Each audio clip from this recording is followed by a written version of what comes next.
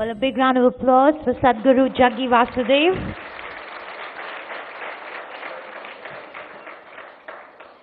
Well, he's here to help us in this inner engineering exercise that we hope to do. And can I please invite Koel Puri also on stage?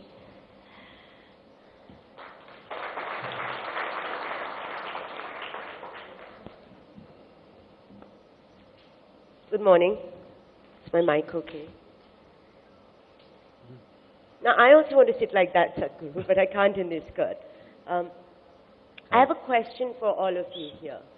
Are you ever plagued with the fear, like I often am, that I am still not where I'd hoped or imagined I would be?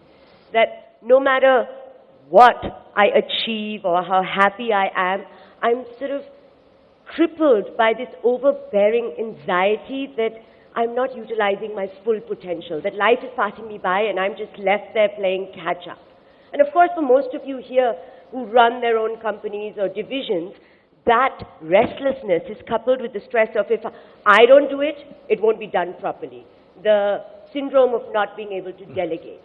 Or if I was going to be a little bit more existential, since I am in the company of spiritual gurus, the syndrome of not being able to detach. There's only one here. Oh, sorry. Sorry. Well, you never know, Sadhguru. There are some people here who may claim to be. You know, the gurus these days come quite... Anyway, back to what I was saying. The syndrome of not being able to detach. I know that this is entirely true, although they will never admit it, for super achievers like my father and my sister, where they have to do everything themselves. Because somewhere I think they believe that if they don't hold the world together, it's going to fall apart. Luckily, the advantage of the age we live in is that every disease and every plague eventually finds a cure or a quack, or at the very least, a guru. Now, this man sitting next to me was an ordinary 25-year-old who one day, sitting on top Chamundi Hills, found the Alt-Ctrl+Detox key and became one with the universe. In his own words, the air I was breathing, the rock I was sitting on, the atmosphere around me had all become me.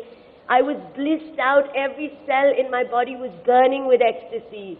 Now, Still who in their right mind? No, but seriously, Sadhguru. Still am, I said. Still am. Burning with ecstasy, right? And glowing. Who in their right mind would not want to feel this way too? But therein lies the paradox.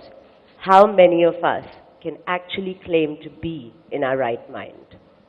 So let's just ask the man who is in the know, or seems to be in the know, the monk on a motorcycle, on an aeroplane, on a fast car, on every possible mode of transportation, the rock star guru, the man who promises to make us leapfrog from the logical to the magical. Jaggi Vasudev, better known as Sadhguru.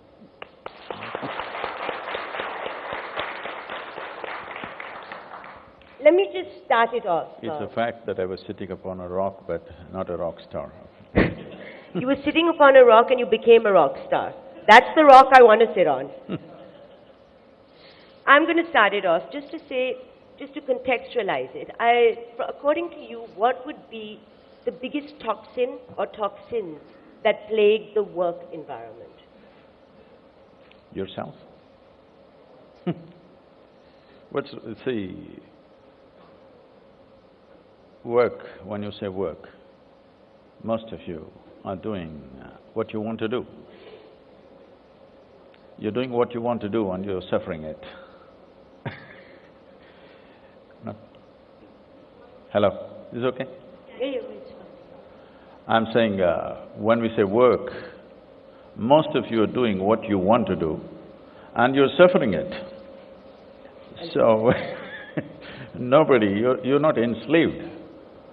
You've started something that you want to do and you're suffering it.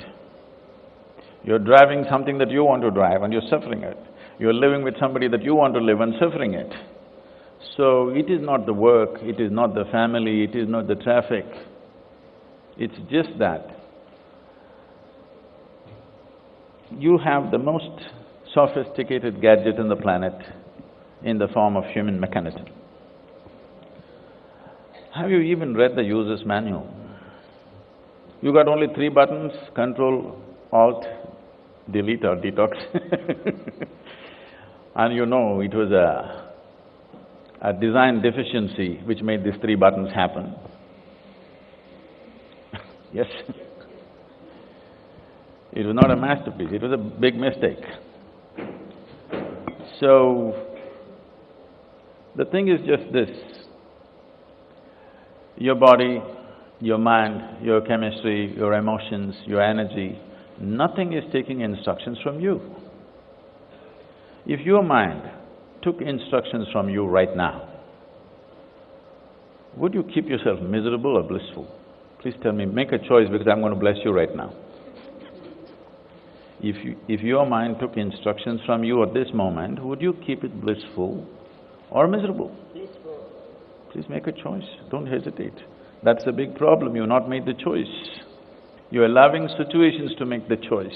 You have not made the choice how to be.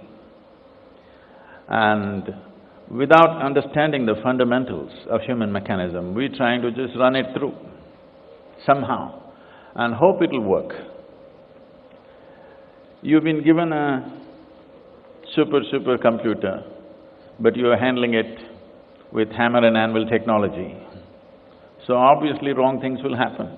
If you ever try to get those 3 buttons, Ctrl, Alt, Delete, on your hand, on your computer keyboard, it's one of the most difficult things to do because we have not learned how to use it. Human mechanism is a phenomenal process. What is such a phenomenal thing has become a torture, that today people are talking about how to switch it off, how to delete or how to whatever. For example, the reason why we are who we are on this planet in relation to every other creature is we have a mind of a certain kind. This mind has become the serious problem now. What is the greatest blessing has become a problem because this is like, suppose you don't know how to drive. You went and just sat in a car, you don't know anything about how to drive, but the car started rolling. Fear, natural. If it started rolling faster, terror, natural, isn't it? If you knew how to drive it, if it starts moving, great. If it goes at great speed, fantastic. If you knew how to drive it. So the problem is not with your work, with your family, with the Delhi traffic. The problem is you don't know how to drive this, not made any effort to look at how this is made, how we should make this happen the way we want it. Nobody in this world, I'm sure you have enough experience with life, nobody in your life has happened 100% the way you want them, isn't it? Has anybody happened? Your parents, your spouse, your partners, your colleagues, your children, has anybody happened 100% the way you want them? Not even your dog. These days they do their own thing. But the problem is not that somebody is not happening your way. The problem is, this one is not happening your way. That is the problem. If this one person happened your way, once again I ask you a question because many of you are not answering. If this one person happened the way you want him to be, would you keep him blissful or miserable? Blissful. So the problem is just that this one is not happening the way you want him. It's not about work, it's not about world situations, it's not about things outside. This is not happening the way you want. How much time or attention has ever been paid as to what is the basis of this, how does this function, where is the keyboard for this brain? Well, you just try to scratch your back, it doesn't work like that. I keep telling people, when they think hard, they scratch the back of their head, I said, that's not where the buttons are. That's not where it is. So where is it? That's the point. Where is it? Oh. Shall we do a simple experiment with you? Please. Shall we? Sit with your hands and legs uncrossed. Very simple. Sit with your spine erect if that's possible. Your 5 fingers should be together. Just place it gently upon your thigh, okay? We will do this with eyes closed, but right now you just observe me. You'll hold it this way, with your eyes closed, breathe slightly deeper than normal. As you normally breathe, just slightly deeper than that, slightly exaggerated breath, and notice how the air fills up into your lung, or where the maximum expansion and contraction is. As you're doing this with your eyes closed, noticing your breath, I will ask you to switch. When I say switch, just turn it around like this.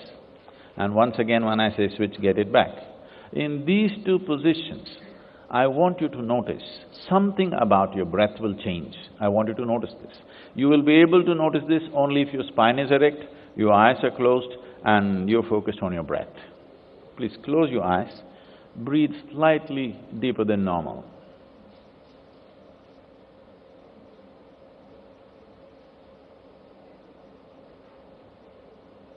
Switch.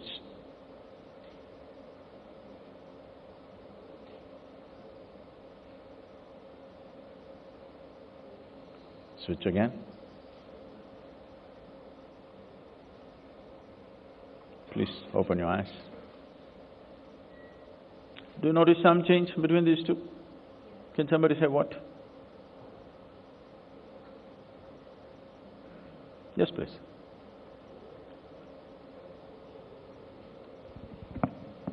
I think the concentration level is higher when the hands are up facing. No, with your breath. Something about your breath. About the breath. Can I say something? I don't know, this was maybe peculiar to me, but when you asked me to switch, I actually held my breath and switched. You know? And I was like, why am I holding my breath? The whole point is to breathe with the anxiety of, oh, I need to switch.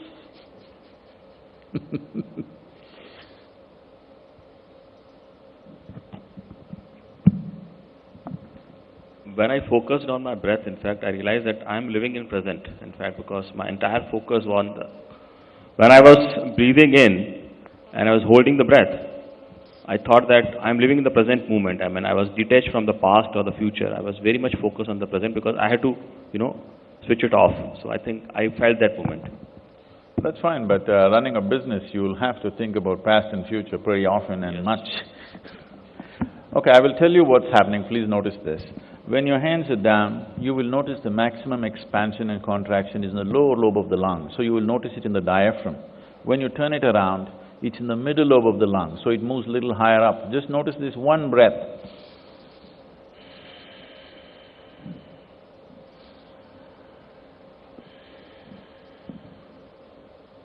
Is that so? Just turning your hand around, the very way you breathe is altering itself. It's not just your breath.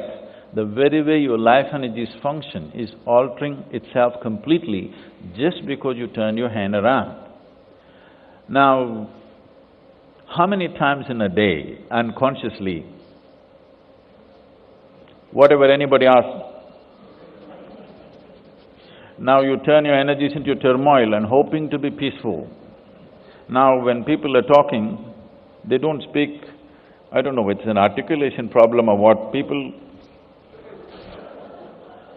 all happening, and now you hope to be peaceful. Life doesn't work like that. Unless you do the right things. The right things will not happen to you in this world. Whether it's outside or inside, it's the same thing. Or another way of looking at it is, if right things are… if right things are not happening, obviously you're not doing the right things. Yes?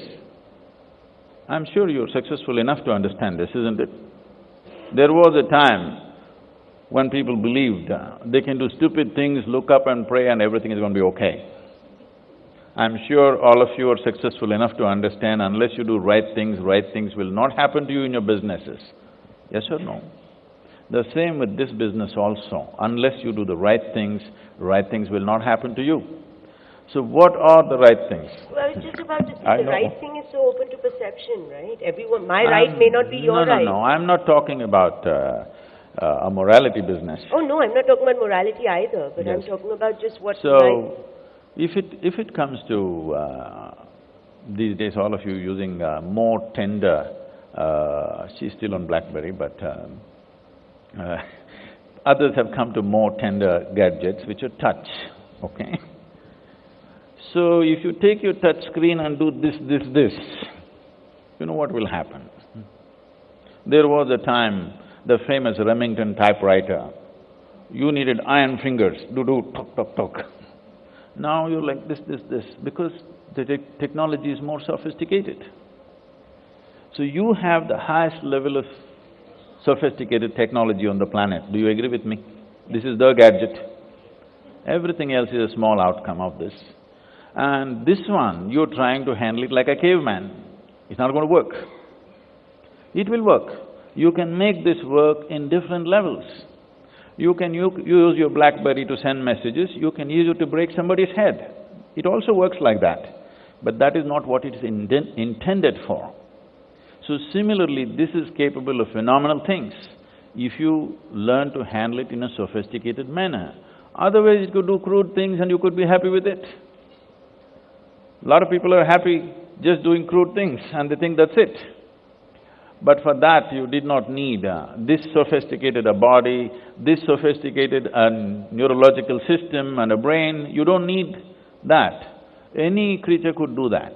The significance of being human is, you have a sophisticated instrument because nature expected you will do sophisticated things, phenomenal things. When I say phenomenal things,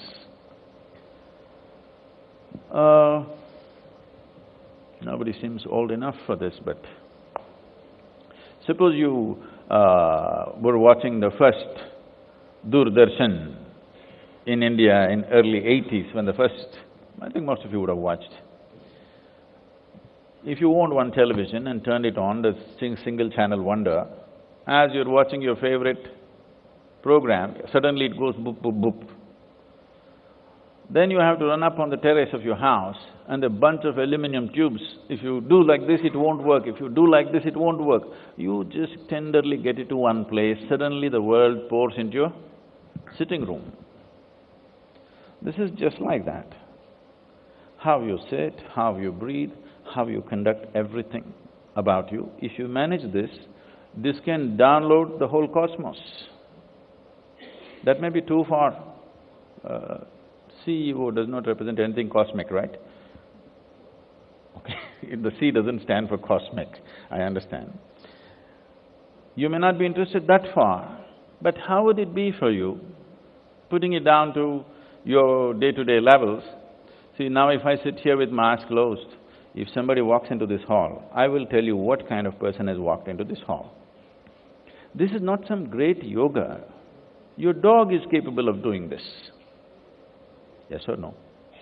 Your dog is sitting under the sofa, somebody comes at the doorstep, he knows who has come. Yes or no?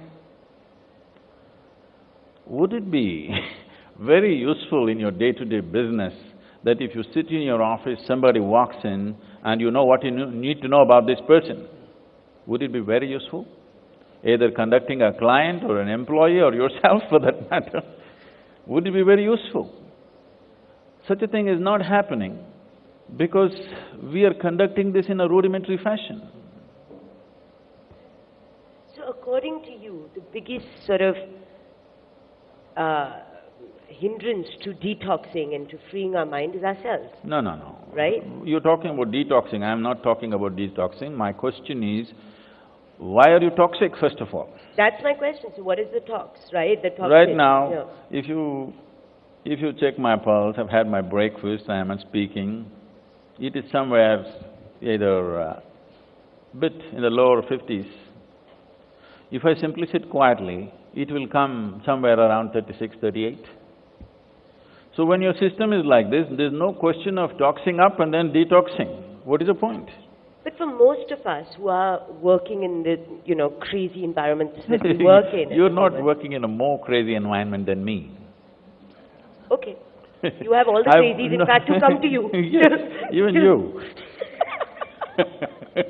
I want you to understand, I'm not sitting in some mountain cave and being peaceful. I'm handling an organization which is doing multiple varieties of activity, from projects, from very mass-scale projects to spiritual processes to half a dozen businesses. 2 treks to Mount Sarovar, Mount Kailash, which I have actually been with. And with what? I don't get people from IIMs or IITs, or I don't pick up the best, whoever comes to me, okay? Whatever comes to us, and they're all volunteers, over 3 million volunteers. A volunteer means, first thing, he's not trained for the job. Another thing is you can't fire him because he's a volunteer. You try to work with a group of people that you can't fire. That's not easy, okay? So if anybody has to go crazy, it's me, not you. So then what is the reason that you're not going crazy? Now, I know that out of most of the gurus, you are considered the most accessible because you claim not to talk in mumbo-jumbo, you know, the whole I claim. Or you don't talk in mumbo-jumbo. Okay, so this is my point, that let's hear in a more non-esoteric way that what are maybe 3 or 4 tips, like quick tips, that we could actually be in the state that you are in, dealing with people we can't fire. Okay.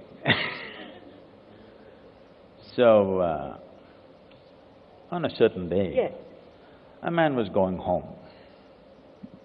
He looked at his watch, it was 7:30 in the evening. The wife's rules at home are 8, he must be back home. What's the rules at home? My rules? Don't tell me, okay? You can't run a home without any rules. There is some rule, isn't it? In this house, the wife's rules are 8 o'clock, he must be home. He thought, there's still some time. So he stepped into a local bar and he thought he'll have a quick drink. He had a quick drink and a quick drink and a quick drink and a quick drink. Then he looked at his watch. It's at 2 a.m. You know, people under the influence of alcohol are like yogis, they become timeless.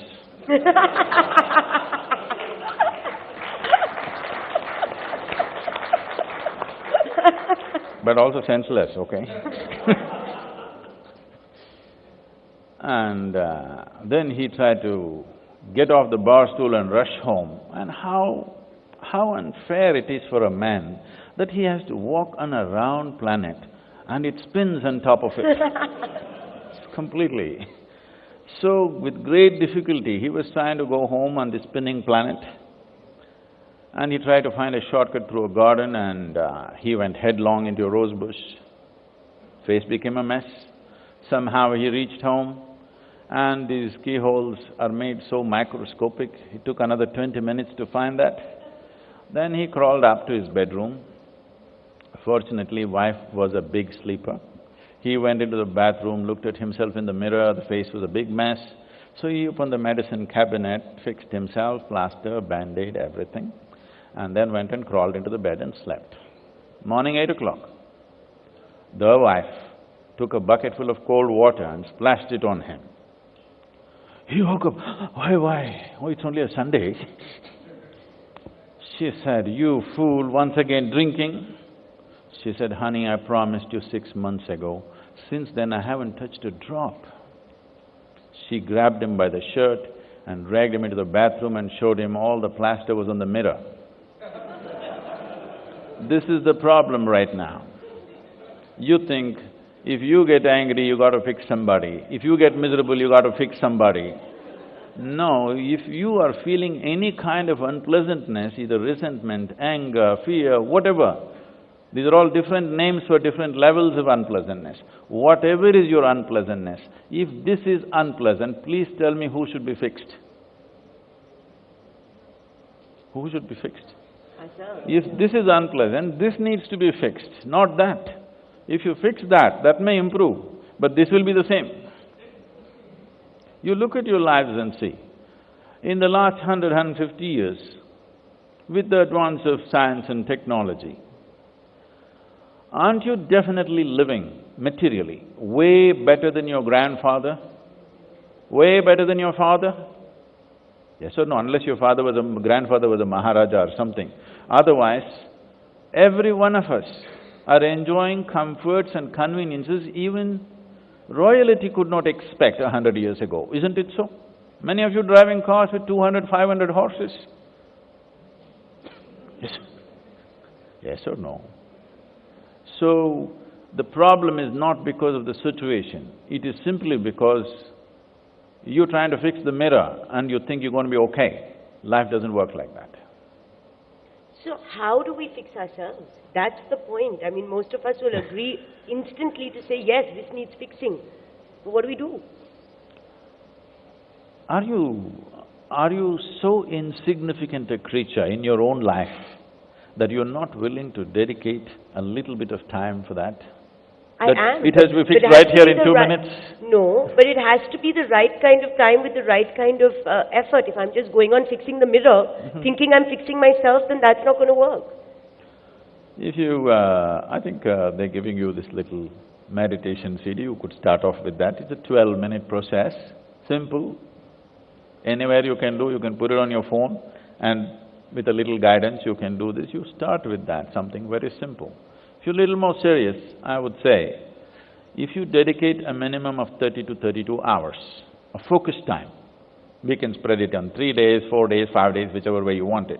But a little over 30 hours of focused time, we can give you a scientific process through which you can work upon yourself internally, not somebody from outside. You can work upon your internal system. We are calling this in engineering. Engineering essentially means to have things the way we want it, isn't it? You have engineered the world so much. Well, in India, still a lot needs to happen, but the rest of the world has engineered it so much, if you engineer it anymore, there may be no world left. To that point we have taken.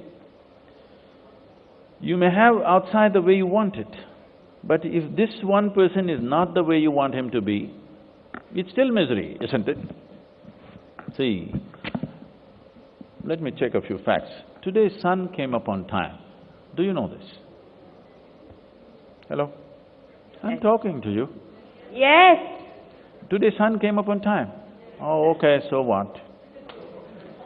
No, you don't understand the significance of this. This happened to me a few months ago, maybe a year ago. We were just flying a helicopter, and because the weather was good, we pulled off the doors and we were flying an open helicopter. Everybody knows every 1,000 feet you go up, what's the temperature drop, you prepare for that. But then we went up and it got cloudy and we hit a cold front and it became very cold. It became sub-zero in a matter of 15–20 minutes. So we couldn't even hold the controls properly, so we said we'll come down. As we're coming down, we were just talking, if the sun doesn't come up tomorrow, what? We said maybe 3 months, 6 months, the planet, what will happen? But I came down and did some research. If the sun vanishes right now, in 18 hours' time, almost everything that you know as life will not exist.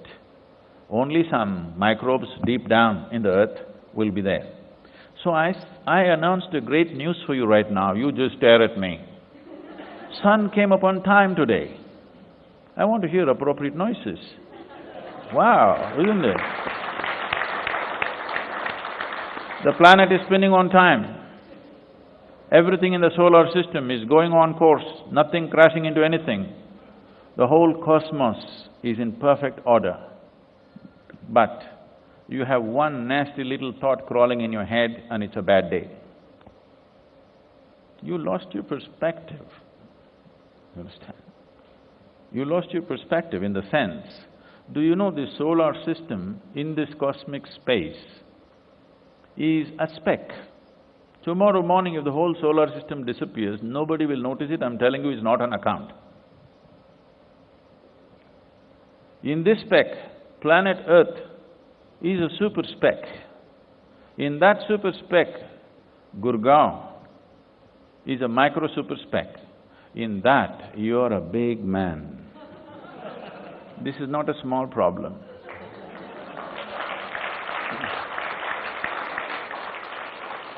You completely lost your perspective as to who you are, what you are in this creation. You think you are spinning the planet. No. If all of us vanish right now, everything will go on fine, even in this world.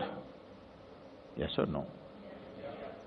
So, if you don't lose your perspective, if you're in touch with reality, if you're observing life process around you, that itself will fix you.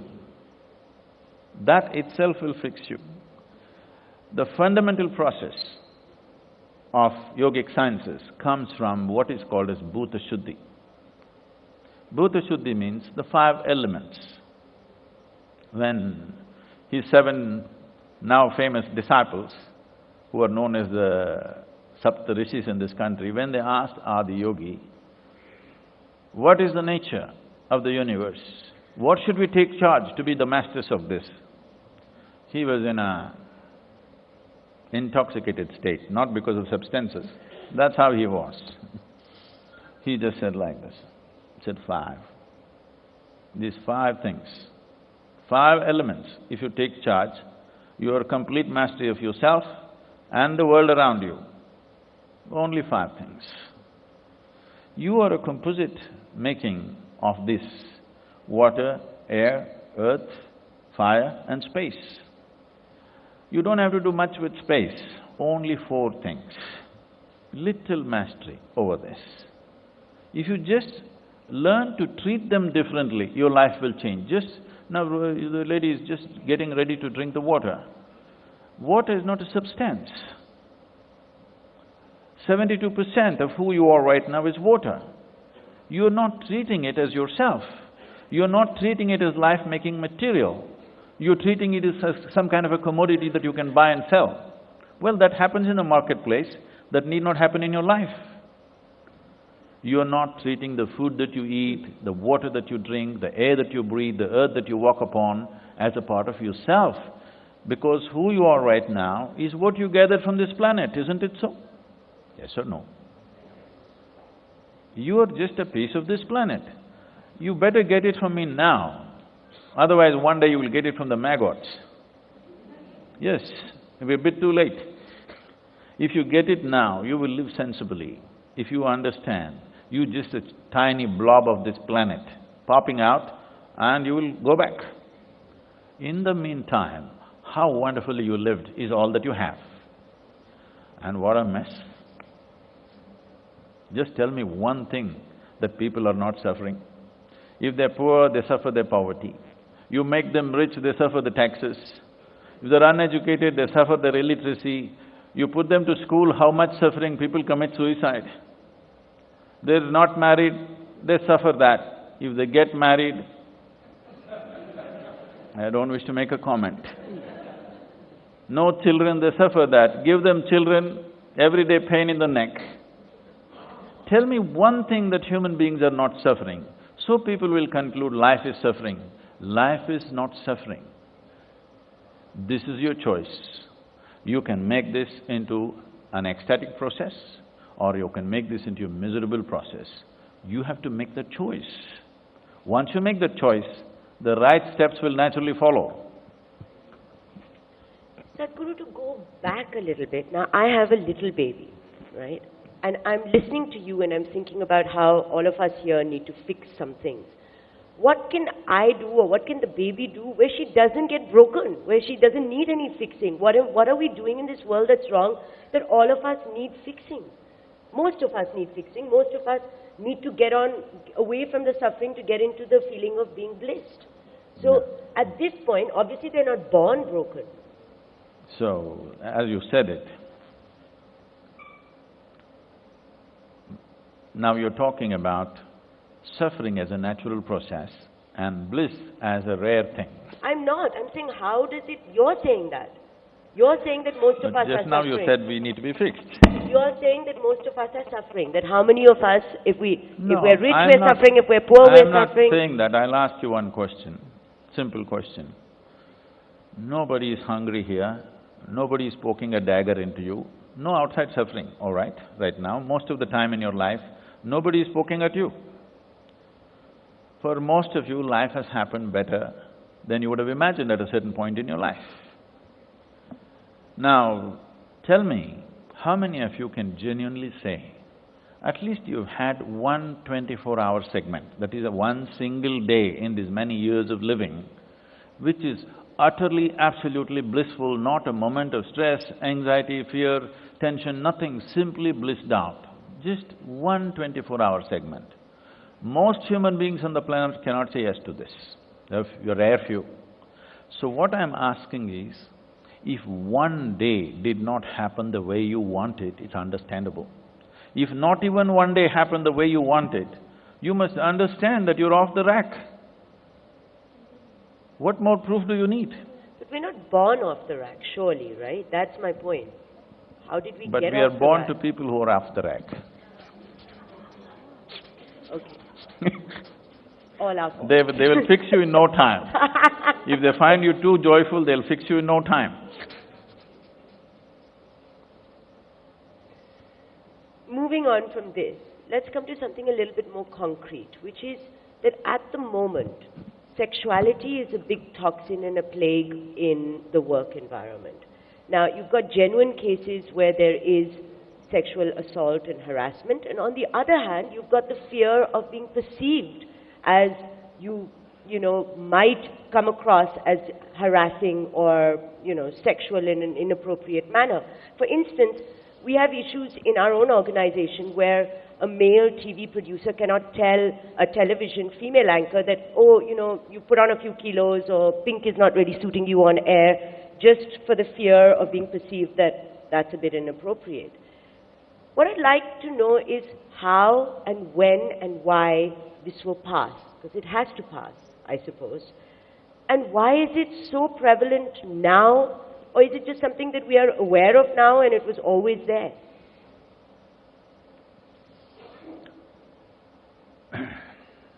See, I must tell you this, in Isha Foundation, almost 70% of the important leadership positions across the world are held by women. And that is not because of their gender, that's because of their competence. They're not chosen to those roles because they're women.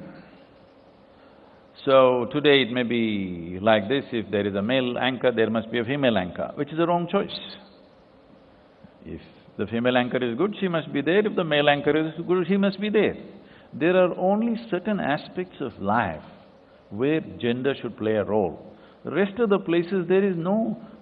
this madness of all the time you have to recognize a woman as a woman and a man as a man is not necessary, particularly in a workplace.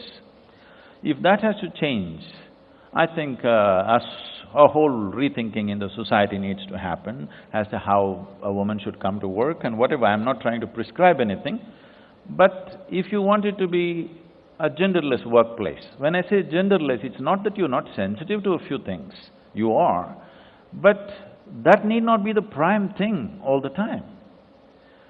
Then once that is the prime thing, then the choices that you make will be of a certain kind, naturally. So that has to go. I think in India the situation is, we are still in a certain state of… in a workplace especially. See, this problem is never there. Men and women are working on the field, in a paddy field.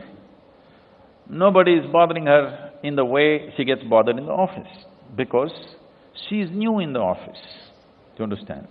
It's a new thing, that so many women are coming to work in a city. But in the village, they all work together, it's never an issue. You must see how they all cramped into one truck and they go, nobody thinks who is a man, who is a woman, they go. No, but you hear of so many instances even in the villages and… Please understand, it's 1.2 billion people, there will be instances, all right? There will be instances, it's 1.2 billion people of totally unmanaged population. There is no law in the country. When I say there is no law in the country, in America, if you call in 4 minutes, flat, they're there. 3 police cars will be there, all right? If you… in a village, if you call a policeman, he'll come not after 4 days, he will not come after 4 months. Do you understand? In spite of that, you cannot say there are too many incidents. For 1.2 billion people, which is completely not managed by law, it's self-managed, you can say our incidents are way lower. If you look at the rape statistics, America has 4 times more rapes than India. And in America, there are 10 times more not reported than what they have. Sadhguru, for me as a woman, even one rape is way too many. That… for me it's… I'm not trying to justify so that. I'm saying we're talking about India. We don't have to demonize India like that, this is happening everywhere. Absolutely, And I'm saying what do we do? For that to change, now, if a certain spiritual ethos has to come. When we say spiritual, let's understand this. Spiritual does not mean a scripture, spiritual does not mean looking up or looking down. Spiritual means looking inward. If looking inward means looking beyond the physicality of who you are, with yourself, first of all. When you sit here, you're not sitting here as a lump of flesh. You're not sitting here as a man or woman. You simply sit here as a being, which is what you are, as a piece of life that you are. If you're sitting here throbbing as a piece of life, if the idea of gender doesn't always rule you from day in and day out within yourself, you will also not look at the other that way. So for that to happen, a whole social evolution has to happen. Just trying to fix it by, slogans and stuff shows that we are not serious about it. One day slogan, television is going berserk on this, shows that we are not serious about it. If we are serious about it, we have to start with our children very young, not about saying respect this, respect that. It is just that if you start looking at life for what it is, not what you perceive, see, till you are 8, 10, 12 years of age, you are perfectly okay. Suddenly your intelligence got hijacked by hormones, suddenly whatever you look at looks strange. You're chemically poisoned, I want you to understand. Your hormones entered your bloodstream, suddenly everybody is looking strange, bringing up all kinds of things within you, which was not there. If you understand, this is a phenomena for a certain purpose. In a certain way it can be conducted. It need not spill, your hormones need not spill all over the town. They have to be in a certain place for them to find a proper expression. And a certain place is only procreation. The gong, saved by the bell. We have time for just a couple of questions, so make them interesting.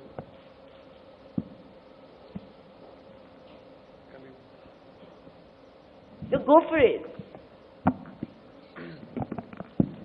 Good morning. Sorry. Look, I've been reading, the scriptures in India also said that there is a certain phase in your life. You're a young child and brahmacharya, then you get into business, then there is a time that you leave business for others and then you take sannyas. Where in this is… When is that? There is somewhere, I think, sorry about that. But then, what I was trying to get at is there really a need for work-life balance? Is there really a need for work-life balance? Mr. Murthy was here yesterday and he gave us, he just told a joke that someone went to his HR manager and said, is there a work-life balance? He said, yes, 50%.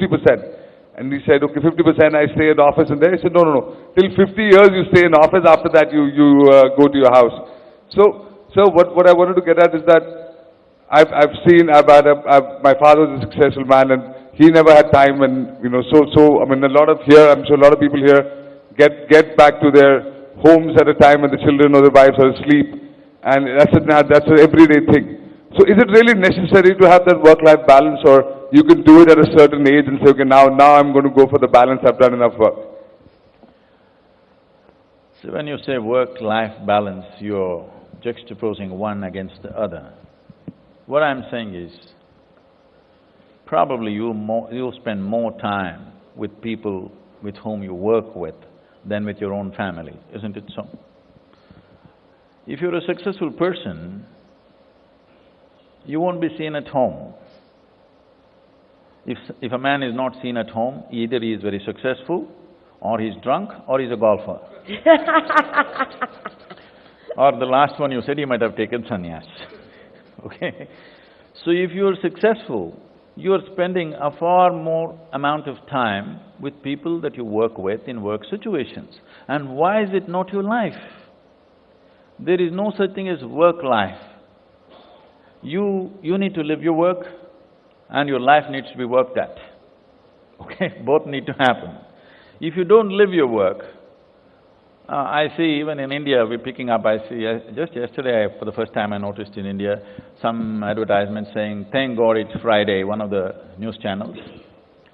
This is an American thing. They slog or they suffer 4.5 days. From Friday afternoon, they start living. Okay?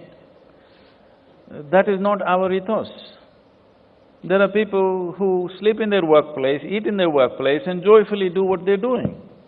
Because work is something, you're doing it because that's what you want to do, unless you've been enslaved, isn't it?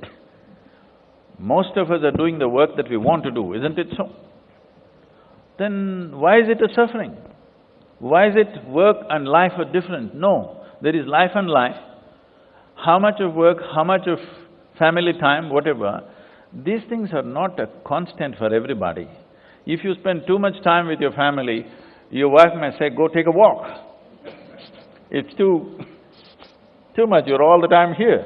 It'll not work if you're too much there. You set up your office at home and see it'll not work. Either you'll have to move the office or she will move the house. Because the balance is… there is no such thing as balancing between the two. The balance is within you. If it's within you, just a look, a smile, a word will settle 10 days or maybe a year. You must understand this. I was… recently somebody was interviewing me, I said, my daughter was dancing in UK and this man said, how did you bring her up? She's become such a fabulous being. How do you bring up a girl like this? He said. I said, see, I've largely been a telephonic father. And see, it's worked out quite well. For the schedules that I keep and the travels that I do, I have largely been a telephonic father. And see, the results are fantastic. Because the quality is not in just how much time, okay, I spend 4 hours at home, 6 hours here, there, this is not it. It's the way you are within yourself and which makes the difference. Don't worry about your work and your life. Just fix this one person. Everybody will be fine with you, I'm telling you. Believe me, there's only one problem in the world, that's you. If you fix this one, everything in the world looks fantastic. There are a lot of things to be done. We will do it to the best of our capability, and that's all there is. But if you're concerned about it, if you're stressed about it, there is substantial medical and scientific evidence to prove this, that even what you can do, you will not do in your life, if you're stressed out. In your life, if you do not do what you cannot do, that's not a problem. But if you do not do what you can do, you're a disaster. And that is the disaster you will become if you do not get this into a balanced, pleasant condition. If this is pleasant, only then you can harness in your mind and your body to its fullest. If every moment you're feeling really blissful within yourself, you can do everything well. Have you noticed that when you're joyful, you're at your best? Yes or no? To yourself and everybody around you. Above all, I want to ask you, because you all of you manage people, would you like to live and work with people who are joyful or miserable? Joyful people you want. Please, please, please remember, everybody else is expecting the same thing. Please.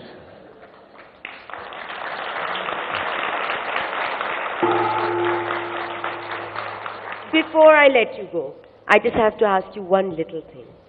I don't know how old you are, I don't know whether you're going to reveal it or not, but you have a glow on your face, you don't have a wrinkle anywhere. Is this because you don't suffer at all from any anxiety whatsoever? Like you have no anxiety of any kind? No nervousness, no stress, no… I mean, look at him, he's glowing. I've not given the privilege to anybody or anything that they can cause stress to me, anxiety to me, misery to me. I kept those privileges with myself.